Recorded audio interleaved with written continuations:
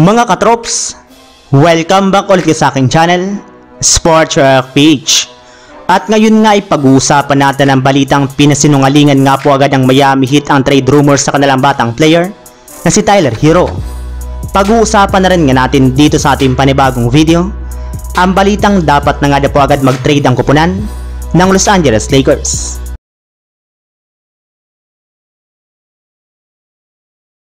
Naibalita na nga po ng mga nagdaang linggo na naging sobrang aktibo naman nga po ang Miami Heat sa pakikipag-trade talk sa iba't ibang kupunan ng nagdaang offseason.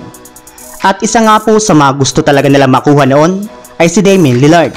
Sa katunayan, may mga naibalita na nga po na ilang beses inoffer ng Miami si Herro sa front office ng Portland Trail Blazers na hindi naman nga po ikinatuwa mismo ni Tyler Herro.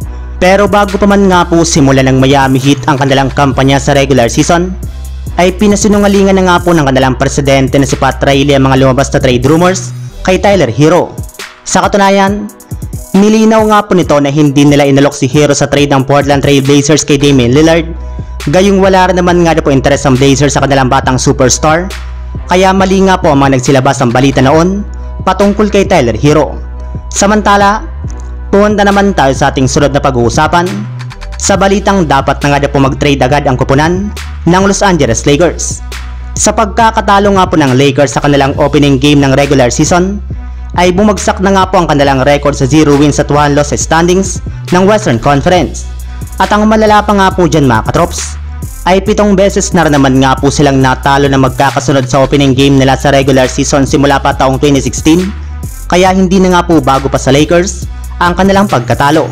At dahil rin naman nga po sa kanilang pagkatalo, ay marami na nga po sa kanilang mga fans na nagalit sa kanilang team, especially sa kanilang player na si D'Angelo Russell na nag-struggle na naman sa kanilang game kontra sa Nuggets sa pagtatala lamang nga po niya dito ng 11 points, 4 rebounds at 7 assists. Yes, halos wala rin naman nga pong pinagbago ang laro nito sa kanyang shooting at sa kanyang depensa, kaya nangangahulugan lamang nga po nito na kailangan na nga po talaga nila itong i-trade sa lalong madaling panahon ngayong season. Sa katunayan, maaari na nga po nila itong i-offer sa Philadelphia 76ers upang makuha nila si James Harden sa isang blockbuster trade sa kalagitnaan ng season. Sa ganyang paraan nga po ay mapapa-improve pa nila ang kanilang lineup upang makabawi sila sa Denver Nuggets. So yun lang mga katrops, ang handog kong story ngayong araw. Sana nag-enjoy kayo, please like and subscribe my YouTube channel, Sports React PH, para sa iba pang story at update patungkol sa NBA. Kita-kits muli sa ating susunod na video.